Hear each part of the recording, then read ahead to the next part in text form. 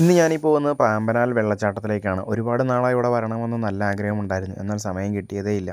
കിട്ടിയ സമയം നോക്കി പാമ്പനാൽ വെള്ളച്ചാട്ടത്തിലേക്ക് ഞാൻ അബിയെയും കൂട്ടി ബൈക്കിന് യാത്ര തുടർന്നു. ഫിലിം ഫീൽഡിലാണ് അബി വർക്ക് ചെയ്യുന്നത്. 2 മാസം ലീവ് എടുത്ത് വന്നതാണ്. ഇതിനു മുന്നേയുള്ള വീഡിയോ നോക്കിക്കഴിഞ്ഞാൽ അബിയെ എല്ലാവർക്കും അറിയാം. മണാലിയിൽ എൻ്റെ യാത്രയിലുടനീളം അബി കൂടെ ഉണ്ടായിരുന്നു. മിക്ക യാത്രകളിലും സ്ഥിരം വരുന്ന ആൾക്കാർ തന്നെയാണ് എപ്പോഴും കൂടെ വരാറ്. ഇതുവഴിയൊക്കെ വന്നത് തന്നെ ഒരുപാട് ചെറുപ്പകാലത്താണ്. ചെറുപ്പത്തിലാണെങ്കിൽ പോലും യാത്ര എനിക്കൊരു പാഷൻ തന്നെയായിരുന്നു. പഴയ നോക്കിയ ഫോണും ലാവയും ബ്ലാക്ക്ബെറിയും ഒക്കെ ഭരിച്ചിരുന്ന കാലത്ത് തന്നെ ട്രാവൽ വ്ളോഗ് എന്നത് എനിക്കൊരു പാഷനായിരുന്നു. അന്നും ഇതുവഴി സൈക്കിളിനാണെങ്കിൽ പോലും ഇത്രയും ദൂരം താണ്ടി ഇവിടെ എത്തുമായിരുന്നു. നാടിനുള്ളിൽ ഇങ്ങനൊരു സ്ഥലം വളരെ മനോഹരമായി തന്നെയുണ്ട്.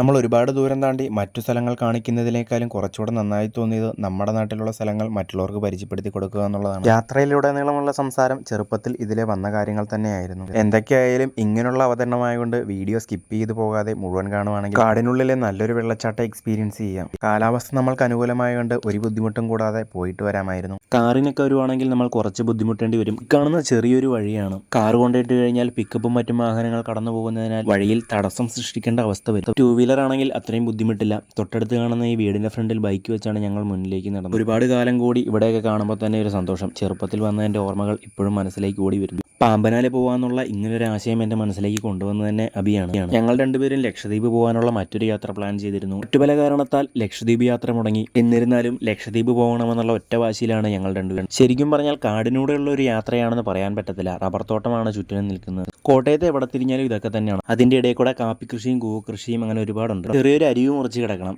പുലിമുരുകൻ സിനിമയിലെ ഓരോ സീനുകളും ചെറിയ കഥകളും പറഞ്ഞ് ഞങ്ങൾ വീണ്ടും മുന്നിലേക്ക് നടന്നു. ഈ ഒരു അരുവി കടന്നാണ് വെള്ളച്ചാട്ടത്തിലേക്ക് പോകേണ്ടത്. വെള്ളച്ചാട്ടത്തിന്റെ സ്ഥിതി എങ്ങനെ ഉണ്ടാകും, മലിനമായാണോ നീറ്റായാണോ കിടക്കുന്നതെന്ന് ഒരു പിടുത്തവുമില്ല. ഇങ്ങോട്ടേക്ക് വന്നിട്ട് തന്നെ ഒരുപാട് കാലങ്ങളായി. ആളുകളുണ്ടെന്ന് തോന്നുന്നു. ഞങ്ങൾ ചെന്നപ്പോഴത്തേനും കുറച്ച് ഒച്ചയും ബഹളവും ഒക്കെ കേൾക്കാമായിരുന്നു. ഫാമിലിയായിട്ടും കപ്പിൾസായിട്ടും വരുന്നവർക്ക് വളരെ നന്നായി എൻജോയ് ചെയ്യാൻ പറ്റിയ മറ്റൊരു സ്ഥലമാണ് പാമ്പനാൽ വെള്ളച്ചാട്ടം. വെള്ളച്ചാട്ടത്തിന്റെ ലുക്കും ഫോമും ഒക്കെ ചെറിയൊരു ബാഹുബലി സീൻ പോലെയാണ്. മറ്റൊന്നും കൊണ്ടല്ല, വെള്ളച്ചാട്ടത്തിന്റെ സ്ട്രക്ചർ അതുപോലാണ്. വളരെ ഭംഗിയാണ് കാണാൻ. ചെല്ലുമ്പോൾ തന്നെ ഇഞ്ചക്കാടുകളാൽ നിറഞ്ഞു നിൽക്കുന്നു. എന്നാൽ ഇറങ്ങി താഴേക്ക് പോകാൻ അധികം ബുദ്ധിമുട്ടും ഇല്ലാത്തൊരു സ്ഥലമാണ്. ഞങ്ങൾ അങ്ങോട്ടേക്ക് ഇറങ്ങിയതും നമ്മൾ വിചാരിച്ച പോലെ തന്നെ സംഭവിച്ചു.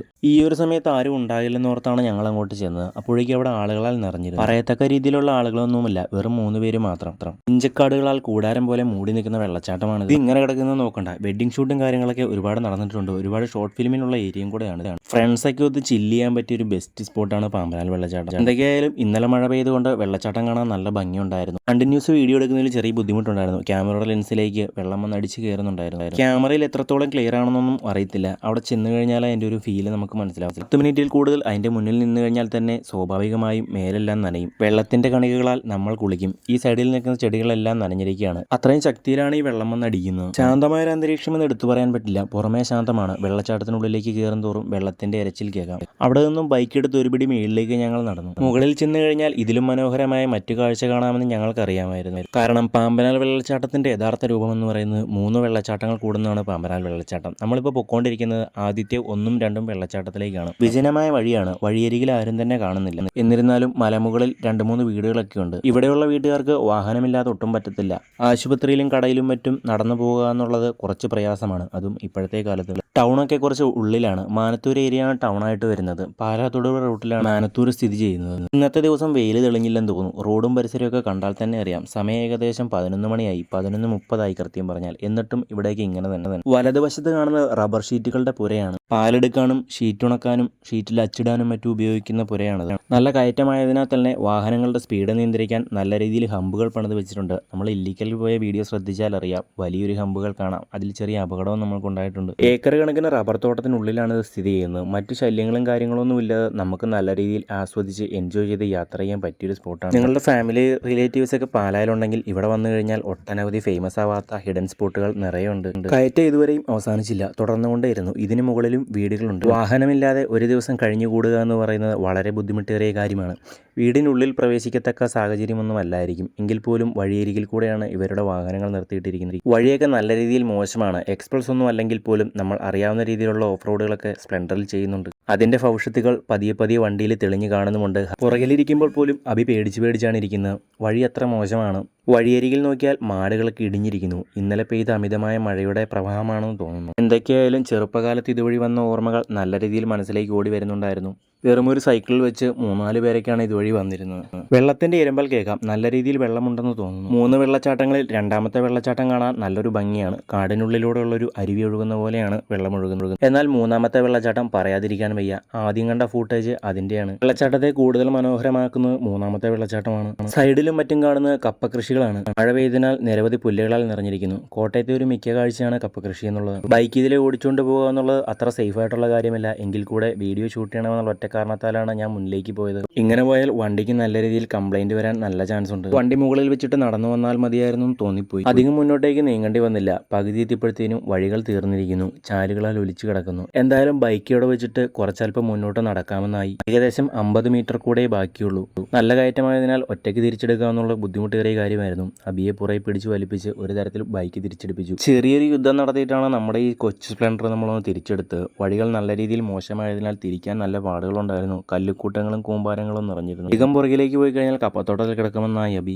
തോട്ടത്തിന് താഴെ വെള്ളച്ചാട്ടത്തിന്റെ ചെറിയ പാടുകൾ കാണാമായിരുന്നു. എന്തൊക്കെയായാലും വണ്ടിയോടെ വെച്ചിട്ട് ഞങ്ങൾ പതിയെ മുന്നിലേക്ക് നടന്നു നീങ്ങി. കൈകാലികളെ എന്തൊക്കെയോ ആംഗ്യ ഭാഷ പറയുന്നുണ്ടായിരുന്നു. പണ്ടത്തെ ഓർമ്മകളും ഒരുപാട് പറയാനുണ്ടായിരുന്നു. പ്രത്യേകിച്ച് സംസാരിക്കാനൊന്നുമില്ലാത്തതിനാൽ റോഡ് പൊളിഞ്ഞതിന്റെ അവസ്ഥയും സാഹചര്യത്തെ പറ്റിയാണ് ഞങ്ങൾ പറഞ്ഞുകൊണ്ടിരുന്നത്. എന്നിരുന്നാലും പാമ്പനാൾ വെള്ളച്ചാട്ടത്തിന്റെ 1ഉം 2ഉം വെള്ളച്ചാട്ടം എത്തി. നല്ല പാല് പോലെ പതഞ്ഞൊഴുകുന്ന വെള്ളച്ചാട്ടമാണ്.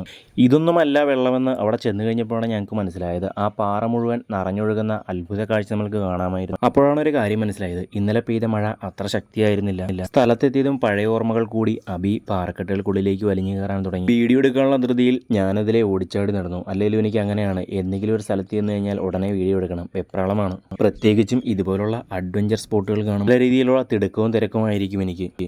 മുകളിൽ കണ്ടതാണ് 1ാമത്തെ വെള്ളച്ചാട്ടം. ഈ താഴെ കാണുന്നതാണ് 2ാമത്തെ വെള്ളച്ചാട്ടം. 3 വെള്ളച്ചാട്ടങ്ങൾ ചേരുന്നതാണ് പാമ്പനാൾ വെള്ളച്ചാട്ടമെന്ന് ഞാൻ ഘോര പ്രസംഗിക്കുന്നുണ്ടായിരുന്നു. വേറൊന്നുമല്ല, വർഷങ്ങൾ കൂടി ഇവിടെ വന്നതിന്റെ ഭ്രാന്താണ്. ഇക്കാണുന്ന വെള്ളത്തിന്റെ ചെറിയൊരു പോർഷൻ മാത്രമാണ്. ആ പാറ മുഴുവൻ നിറഞ്ഞു കവിഞ്ഞ് പാല് പോലെ ഒഴുകുന്നത് നല്ലൊരു കാഴ്ച തന്നെയായിരുന്നു. എന്റെ പുറകിൽ കാണുന്ന മരം വലിയ മഴയത്ത് ഒലിച്ചു വന്നതായിരിക്കണം. ഉരുൾപൊട്ടലിലും മറ്റും വന്നതായിരിക്കണം. അങ്ങനെ ആവാനായിരിക്കണം ചാൻസ്. എന്റെ ഒരു എക്സൈറ്റ്മെന്റ് ഒട്ടും മാറിയിട്ടില്ല. ഞാനതിലെ ചാടിത്തുള്ളി നടക്കുന്നുണ്ടായിരുന്നു. വെള്ളത്തിന്റെ ക്രിയേറ്റീവായ ഒരുപാട് ഷോട്ടുകൾ പരീക്ഷിക്കുക എന്നായിരുന്നു അബിയുടെ ലക്ഷ്യം. ഈ ഒരു വീഡിയോ ഞാനായിട്ട് എടുത്തതല്ല, എന്നെ കൊണ്ട് പറഞ്ഞെടുപ്പിക്കുന്നതാണ്.